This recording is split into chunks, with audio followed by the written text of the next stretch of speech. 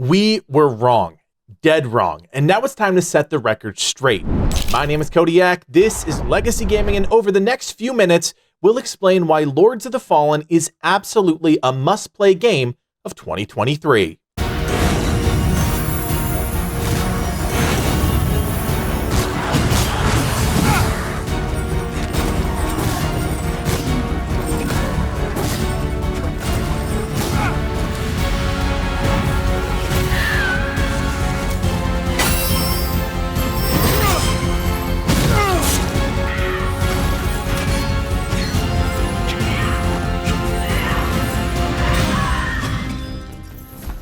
Lords of the Fallen is here, and after 100 plus hours of combined game time, I have no shame in admitting we were dead wrong about this game. And you know what?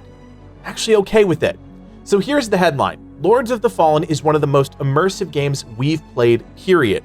The world building is second to none, and the more we explored Mournstead, the more we wanted to keep playing.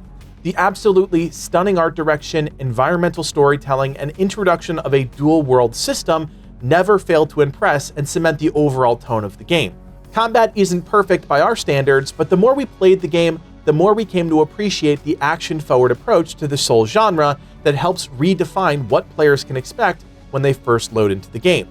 We'll talk about gameplay in a second, but there's a feeling outside of systems and storytelling that always let me know when I'm truly hooked on a game.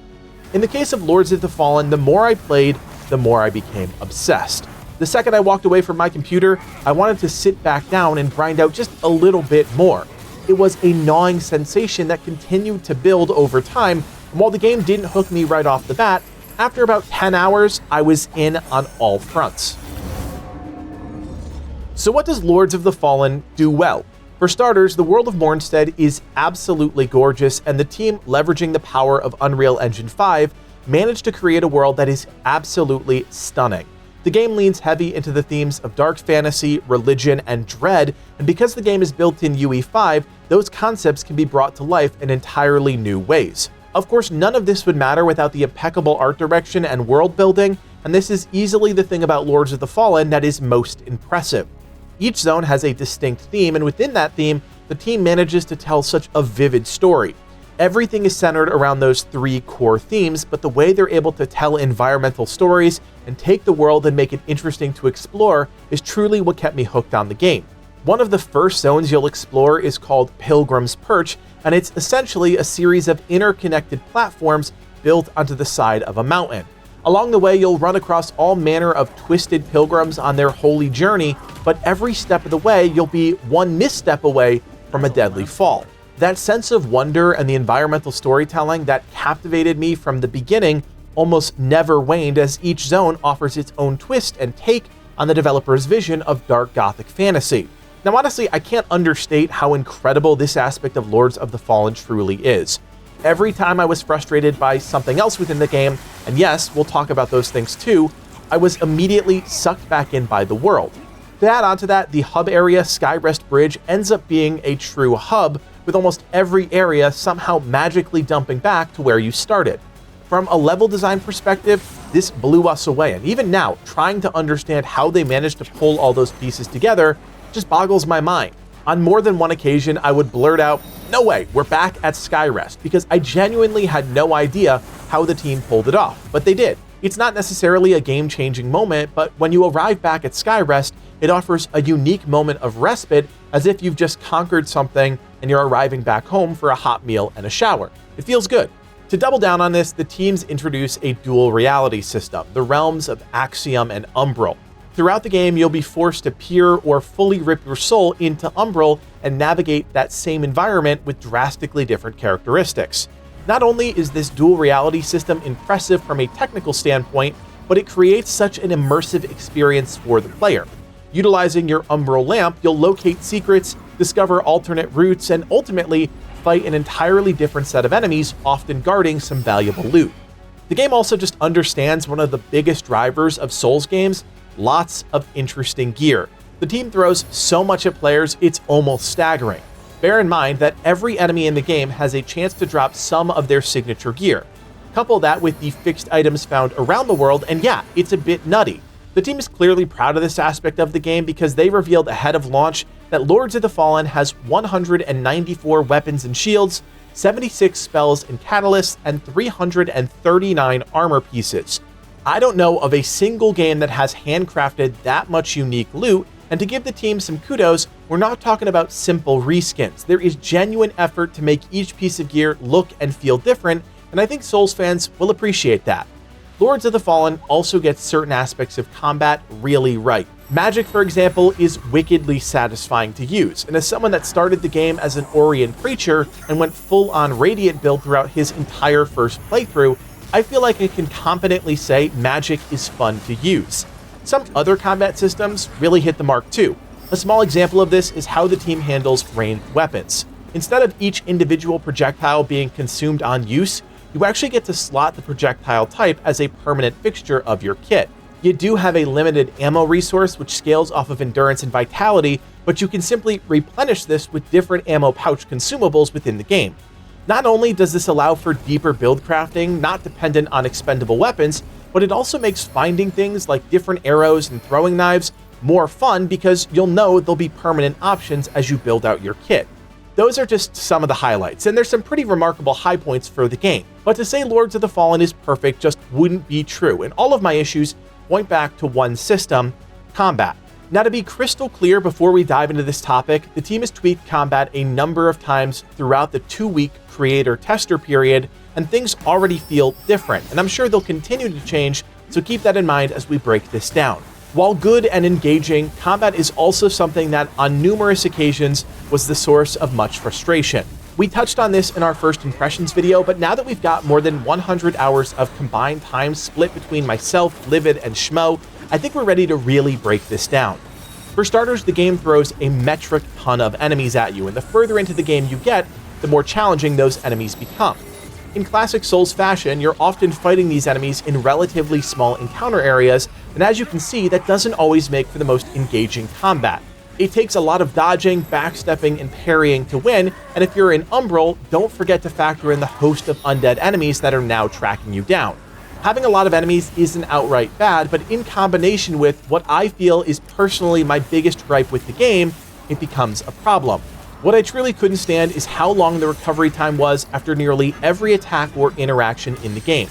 Everything just takes too long to reset, and I do mean everything, from charged up sword attacks to magic, and even small things like the animations that happen when you go and pick up your dropped vigor.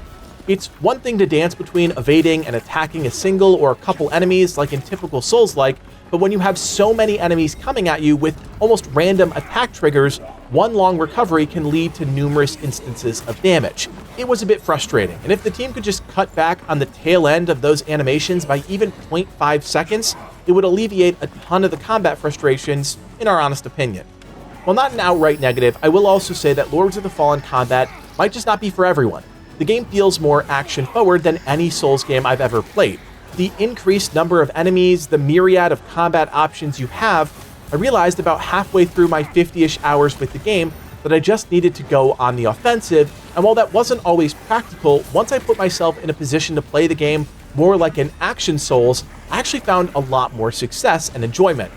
Lords of the Fallen doesn't really play like Dark Souls, but it doesn't really have to when its combat is distinctly different. There are moments of similarity, but there are also moments of jankiness, like when an enemy continues to pivot to track you mid-swing, or when a projectile magically curves in midair to track your movement. But more often than not, the team does get it right, and with a little tweaking post-launch, they could have a solid combat system top to bottom. After reaching the furthest points in the game, I will also say that Lords of the Fallen throws you into some truly bullshit combat scenarios, and while it's satisfying to conquer those moments, it's ultimately encouraging players to run through those challenges because they're almost not worth engaging in. For example, there's a particular spot I'm thinking of where you have to fight 4 or 5 magic-wielding pilgrims, as well as one of the elite bell-headed enemies on top of a small castle tower. Add on to that the Umbral enemies that factor in since you have to be an Umbral here, and you're talking about a truly absurd scenario. The team is also archer-obsessed, and in that same zone is when this problem really became an issue. Ultimately, you can navigate around these frustrations, but at some point, you realize that it's more BS than challenge, and that makes for some moments of frustration. If you're planning on playing co-op, and yes, the game has full 2 or 3 player co-op, realize that the system isn't perfect and it leaves a lot to be desired for the guest. Unfortunately, the host is the only one who can obtain a majority of the loot in the game world, and outside of random drops from enemies, the guest can't collect very much of anything. This is a huge miss in our opinion, and while we may be an outlier, a team of 2 that likes to play games together when given that option, it feels like such a letdown and almost discouraged us from playing together. The inability for the guest to reap the same rewards as the host just feels bad, especially when co-op gameplay is outside of that incredibly smooth. We even talked directly to the developers about this, and it doesn't sound like much will change on this front for a number of technical and design reasons, so it is what it is. I do also want to point out that during our time with the game, we ran into an array of bugs ranging from hard crashes, specifically in the snow biome, to enemies stuck in the environment. This impacted our experience in a variety of ways, but for the most part, these were cosmetic, and I want to commend the team on really being locked in with the small community testing the game ahead of launch, because throughout that early period, the team addressed and even fixed a number of critical issues.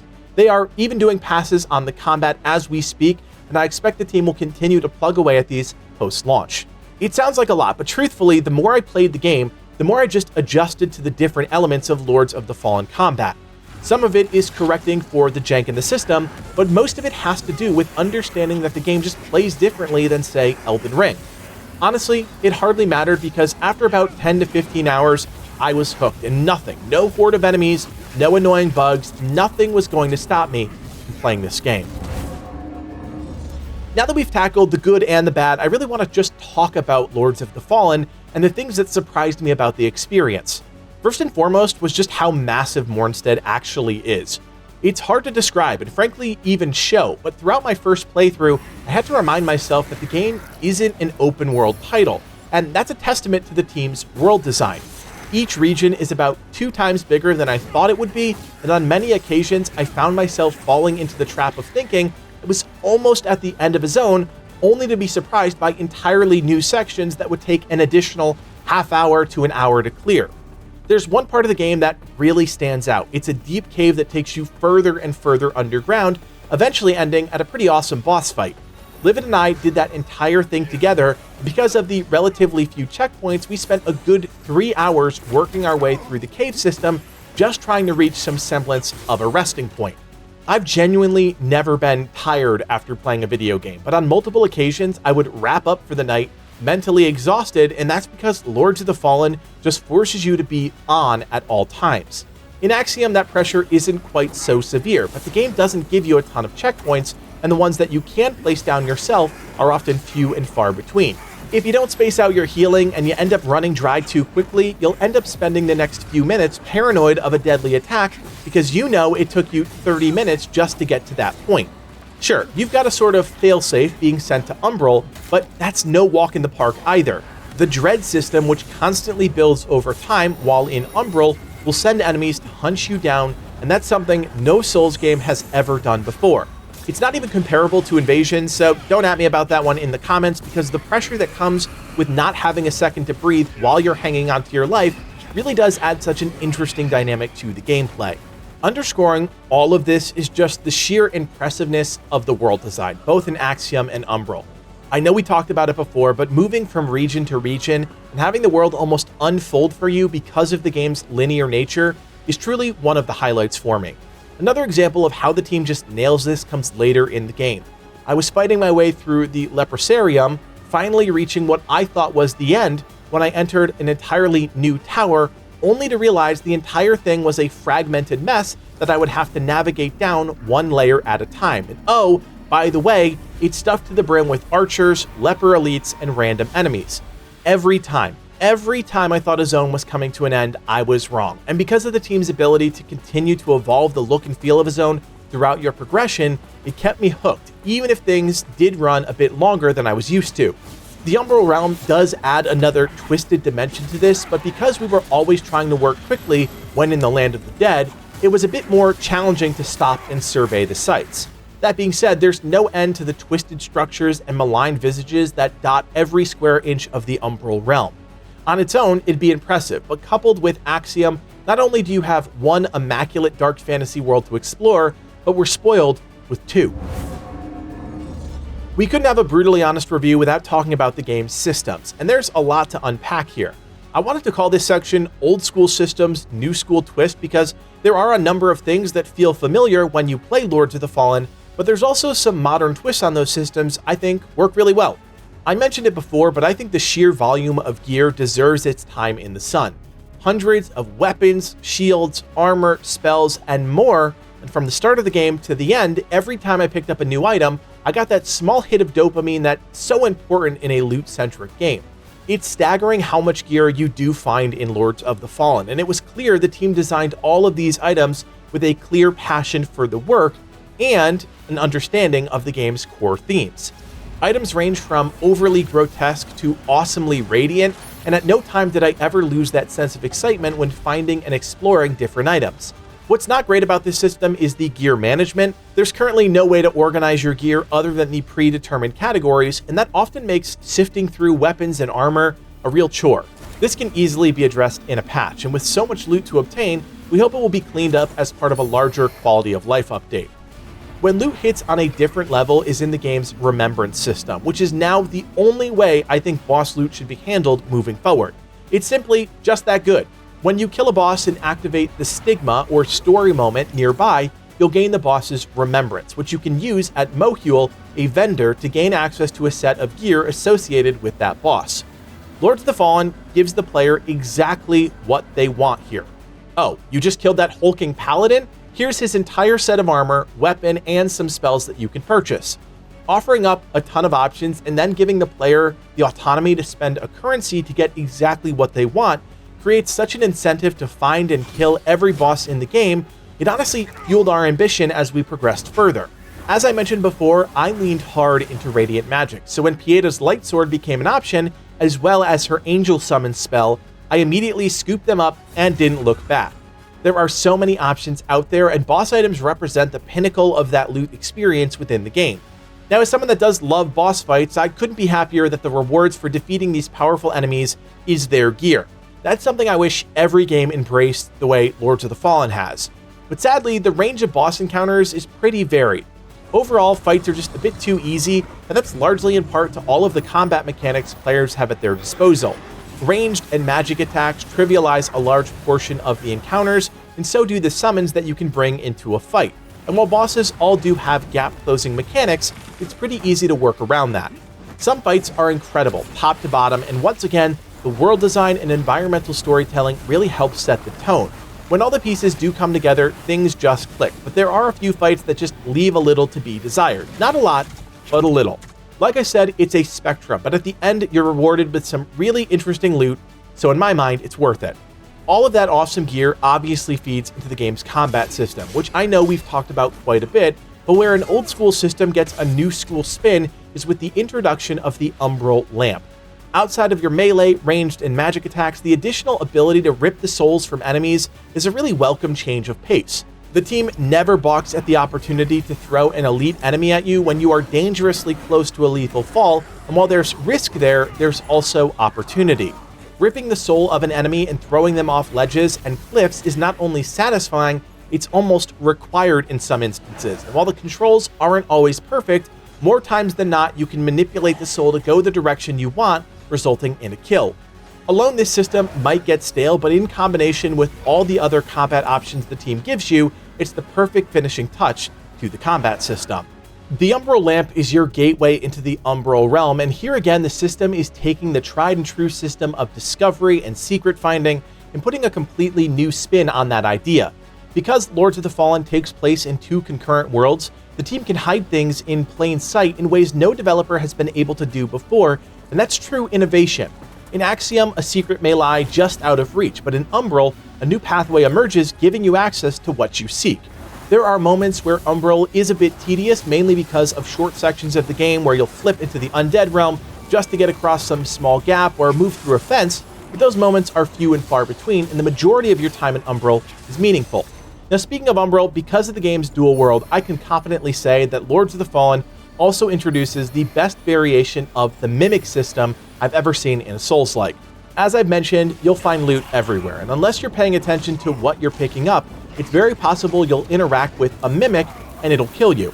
If you're in Axiom, triggering a mimic will bring you immediately into Umbral, but if you're already in Umbral, you'll just straight up die. There are some subtle cues on how to tell the difference between a piece of loot and a mimic, but we'll save that tip and so much more for our ultimate beginner's guide, which will break down core gameplay systems for new players. Exploration as a whole in this game is just made better thanks to the dual world system. Don't get me wrong, there's plenty to discover if you just stay in Axiom, but by weaving in a second world, the team has so much flexibility to lead the player through the game world in different ways, it almost becomes overwhelming. On many occasions, you'll have to make a decision which path you want to follow. Sometimes those paths will take you to entirely new areas, and then you'll have to decide whether to go back or continue forward. Other times, those secret pathways will bob and weave throughout the world and dump you into a previously explored area. The team manages to balance a lot of exploration with tight level design, which makes for an interesting experience across the board. Lords of the Fallen is a must-play game, full stop. This year has had some stellar Souls-like releases, such as Remnant 2, Lies of P, and now Lords of the Fallen, joining that list as one of the best takes on the Souls genre we've experienced outside of a FromSoft game. While there are certainly some small moments of frustration, it's nothing compared to the epic experience of exploring Mournstead, leveling up your Lampbearer, and taking the fight to the evils that plague the land. The team just nails so many aspects of the game, from immersive storytelling to exploration to core gameplay systems, and while the combat might not be perfect at this point, the team has, and I imagine will continue, to make small changes to make it even better. The more I played the game, the more it grew on me, and after 50 hours on my own playthrough, I was still hungry for more, and that is a sign of a good game. If you've been on the fence about Lords of the Fallen, I hear you, but trust me when I say, once this game releases, people are going to fall in love. It did take us a few hours to get to that point, but once we changed our frame of mind and adapted to the nuances of the game, we were all in. The world design absolutely steals the show, and the environmental storytelling is that perfect blend of dark, twisted, and vague that's almost synonymous with the genre. But it works, and it kept us locked in for the remainder of our time with the game. Lords of the Fallen is available for PC, Xbox Series X and S, as well as the PlayStation 5. There are 3 distinct versions of the game, with the Deluxe and Collector's Edition offering mainly extra trinkets and baubles that you can display somewhere in your house. The Deluxe Edition does give you access to the Dark Crusader class from the start, but you can unlock that normally, and we'll have a full video breaking down just how to do that after launch. Friends, I'm exhausted, but we hope you enjoyed our brutally honest review of Lords of the Fallen. If you want more reviews that shoot straight from the hip, then you already know what to do. Hit that thumbs up and consider subscribing. We're looking ahead to an exciting 2024, so keep it right here for more game reviews in your feed. Of course, you can also join us on Discord if you want to hang out with the team, talk about great games, and enter for your chance to win tons of free giveaways going on all the time. That link, as always, is below. My name is Cody Atkin from everyone here at Legacy Gaming. Thanks for watching, and play on.